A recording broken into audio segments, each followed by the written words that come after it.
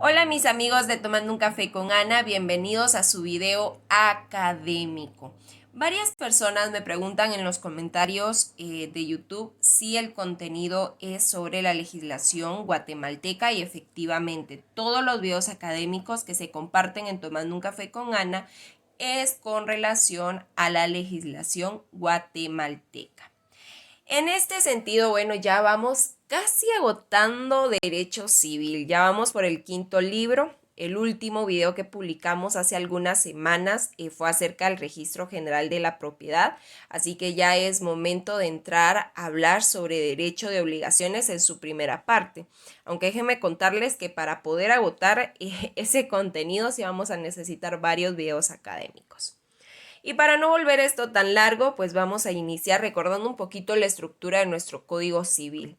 Nuestro Código Civil se conforma de 5 libros. Nosotros ya desarrollamos lo que fue el primero, segundo, tercer y cuarto libro. O sea, ya hablamos de las personas y de la familia, de los bienes, de la propiedad y demás derechos reales, de la sucesión hereditaria, del Registro General de la Propiedad.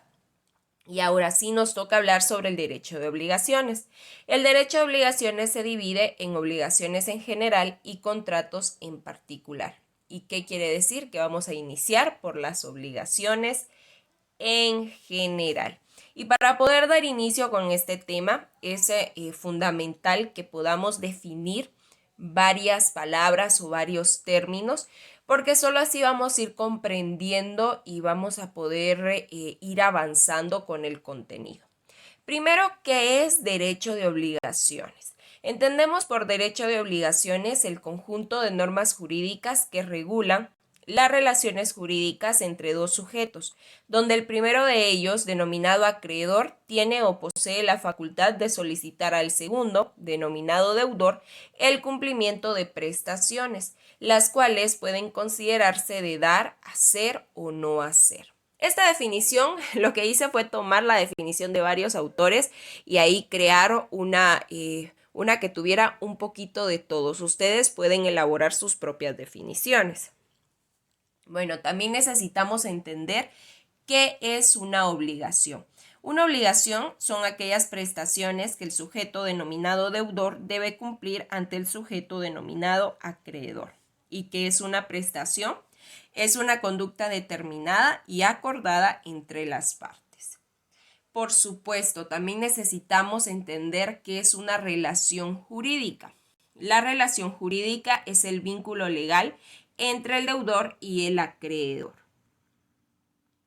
Y para ir concluyendo con las definiciones, pues es importante ahora entender qué es un negocio jurídico.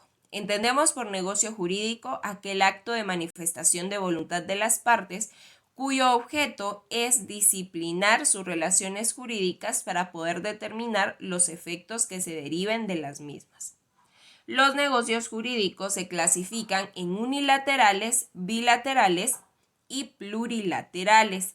Unilateral y bilateral, pues esto sí encontramos dentro del Código Civil, propiamente el unilateral cuando solo uno de los sujetos adquiere obligaciones, bilateral cuando ambos sujetos los adquieren, y el plurilateral, aunque no se designa como tal, es un término un poco más doctrinario, pues sí suele aplicarse a los negocios jurídicos como tal.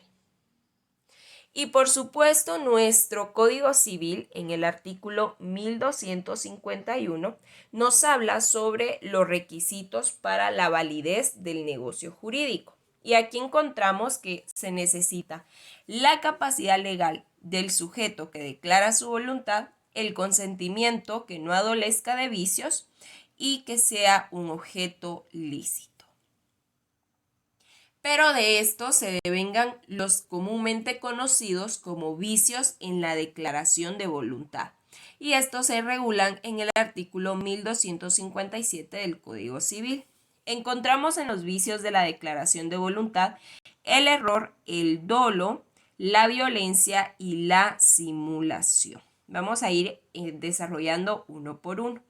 ¿Qué entendemos por error? Error es la alteración de la realidad que crea un efecto dentro del negocio jurídico, pero que es ajeno a la voluntad de las partes.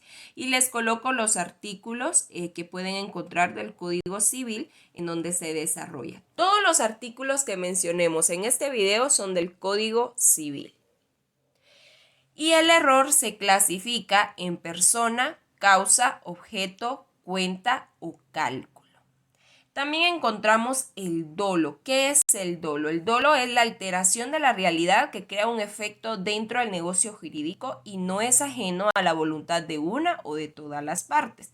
Entonces aquí vemos la diferencia entre error y dolo. En el error se altera la realidad, pero es ajeno a la voluntad, y en el dolo sí hubo voluntad. Y por ende tenemos una clasificación de dolo. Primero, entender que existe una diferencia entre un dolo penal y un dolo civil, y la diferencia va a radicar, o parte de lo que radica es en la responsabilidad. El dolo penal nos genera una responsabilidad pública, cometemos un delito. El dolo civil nos genera una responsabilidad privada que va a afectar directamente nuestro patrimonio y que lo vemos inmerso en el pago de daños y perjuicios. También encontramos el dolo inductivo y el dolo incidental. El dolo inductivo, bueno, nosotros voluntariamente alteramos la realidad y surtió el efecto que nosotros queríamos. Ese es el inductivo. En el incidental, nosotros alteramos la realidad para crear un efecto, o sea, actuamos con dolo, pero el efecto que se creó fue distinto al que nosotros queríamos. También está el dolo de acción, que yo creo que se identifica o se comprende bastante bien con la diferencia entre el dolo de omisión, y ambos también suelen ser conocidos como el dolo positivo o negativo. Y por último tenemos el dolo simple y el dolo doble. El dolo simple, solo una de las partes actuó con dolo, y en el dolo doble ambas partes lo hicieron. ¿Qué entendemos por violencia? Violencia es un vicio en la declaración de voluntad por medio del cual se genera un daño psicológico, emocional o físico que deja una impresión profunda. Y este necesita que se califique para medir el daño que se causó. ¿Y qué vamos a calificar? La edad, el sexo, la condición de las personas y demás circunstancias que pueden influir en su gravedad. También encontramos la figura de la simulación. La simulación es un vicio en la declaración de voluntad por medio de la cual se encubre el carácter jurídico del negocio que se declara. Quiere decir que vamos a celebrar un negocio jurídico distinto al que estamos dando a conocer. Segundo, se constituye un negocio jurídico falso e inexistente. El negocio que celebramos no existe. O bien cuando se constituye o transmiten derechos a ciertas personas para mantener en el anonimato a los verdaderos interesados, como comúnmente llamamos la figura del testaferro. Y ahí también les coloco los artículos donde ustedes pues tienen de tarea leer para comprender y profundizar más en el tema. La simulación se clasifica en absoluta o relativa. Es absoluta cuando se constituye un negocio jurídico falso e inexistente, y este no produce ningún efecto jurídico. Y es relativa cuando se encubre el carácter jurídico del negocio que se declara y va a producir efectos jurídicos el negocio encubierto, el verdadero objeto, siempre que su objeto sea lícito. El error, el dolo y la violencia tienen una nulidad relativa, mientras que la simulación tiene una característica de que esta es imprescriptible. Luego vamos a hablar un poco de la nulidad y del plazo que tienen, como también de la diferencia con la violencia. Bueno, ahora vamos a hablar también de la condición y el plazo. ¿Qué entendemos por condición?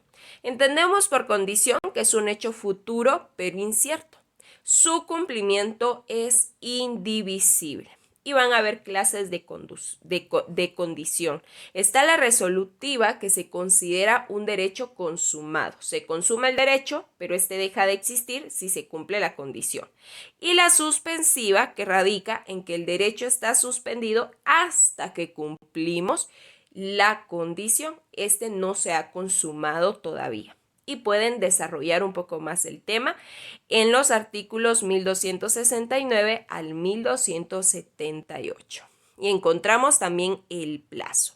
El plazo es un hecho futuro, pero cierto, determinado o determinable. Vamos a encontrar la figura de la caducidad del plazo. ¿Cuándo se entiende que caduca el plazo?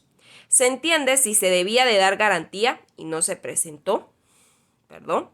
La garantía que se presentó dejó de existir o disminuyó y no se sustituyó de forma inmediata y con la autorización del acreedor, o bien se contrajo la obligación y se resultó insolvente y no se había acordado dar garantía.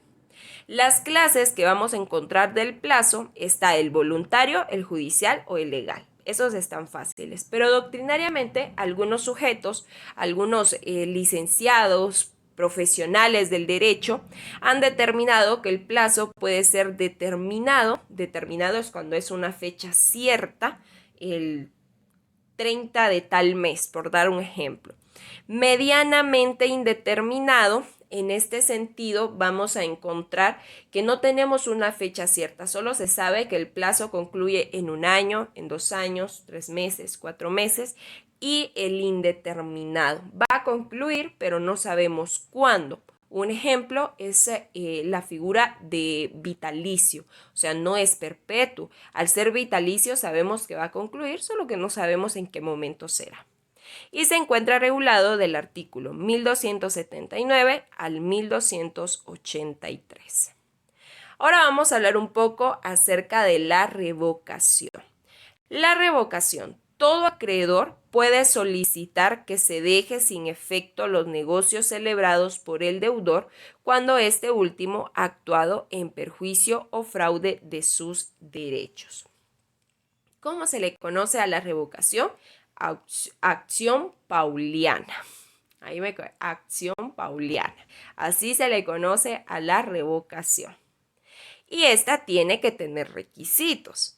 El primer requisito es que el negocio celebrado entre el acreedor y el deudor debió ser primero a los otros negocios. Segundo, que tanto el deudor como los terceros involucrados hayan actuado de mala fe. El tercero es que se buscara crearle un perjuicio o fraude al acreedor. Y el cuarto es que hay un plazo. Dice que esta acción prescribe en 1 año contando desde la creación de dichos negocios jurídicos. Y ahora sí vamos a hablar de la nulidad. La nulidad es aquella situación que genera invalidez al negocio jurídico celebrado y por ende deje de desplegar sus efectos jurídicos. La nulidad puede ser una nulidad absoluta, también conocida como nulo ipso iure, y surge cuando el negocio jurídico sea sea contrario al orden público, a leyes prohibitivas expresas o bien por la ausencia de requisitos esenciales. ¿Qué quiere decir? Que va a haber nulidad absoluta cuando el objeto sea ilícito o no se cumplen las solemnidades que requiere el negocio. En este sentido, vamos a encontrar que los negocios jurídicos en ese caso no nacen a la vida jurídica. Y por ello lo puede solicitar tanto los interesados o Procuraduría General de la Nación, y ahí están los artículos en los que se desarrolla la nulidad absoluta. Luego nos vamos con la nulidad relativa. La nulidad relativa dice que surge por incapacidad de las partes, por vicios en el consentimiento. Estos pueden revalidarse. ¿Cómo se va a revalidar? Confirmándose expresamente o dando cumplimiento de la obligación a sabiendas del vicio, o sea, a sabiendas de la situación. Surte efectos hasta que exista sentencia firme y el plazo es de 2 años a partir de cuando se contrajo la obligación salvo que la ley determine un plazo distinto. Un ejemplo, dijimos que el error, el dolo y la violencia recae la nulidad relativa. Sobre el error y el dolo, el plazo es de 2 años, pero la ley nos determina para la violencia que el plazo es de 1 año. Y lo encontramos regulado del artículo 1303 al 1318. Y muy bien, así hemos terminado la primera parte del derecho de obligaciones. Ya en el próximo video pues vamos a empezar a desarrollar las modalidades y clases de obligaciones, las formas del cumplimiento de una obligación, cómo se transmite una obligación y hasta donde podamos avanzar. El fin es que los videos no sean tan largos para que podamos pues ir comprendiéndolos poco a poco y ustedes no se aburran. Recuerden suscribirse al canal y compartir el video para que podamos llegar a más personas.